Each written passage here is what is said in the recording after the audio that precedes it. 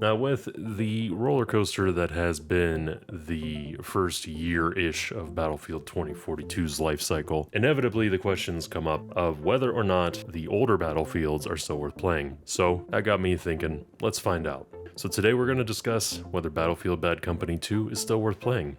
So just some minor background tidbits about Bad Company 2. This is the 10th Battlefield game. It's a magic number.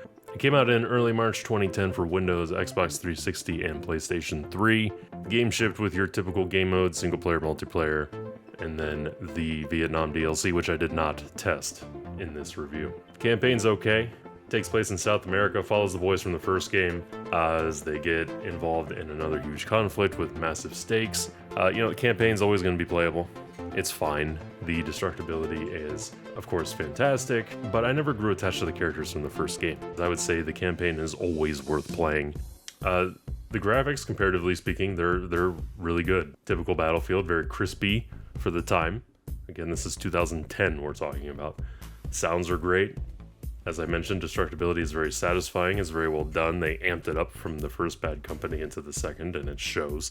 These are things that we take for granted, especially these days, but EA and DICE have always excelled in this regard, so got nothing to complain about here. This is one of those things that's going to ease your transition back into the older game, as this game looks really good. Now the multiplayer, which I assume is what most of you have come to learn about, is your typical Battlefield multiplayer, and that is a very good thing. I played about a half a dozen games of Rush and Domination for this review. The gameplay is fun, it's addicting, it's intense. This feels like Battlefield in its prime. The game also shipped with the game modes Squad Deathmatch and Squad Rush, but I was not able to test those modes for you here. But naturally, you've got your 4 classes to choose from: Assault, Engineer, Sniper, and Support.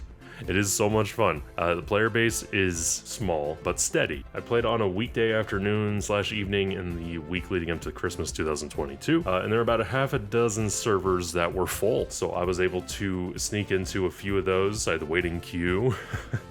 For a 12-year-old game, I had to wait in queue. Most of the servers were modded, but they were just modded to give you extra experience points or to just play certain maps over and over again.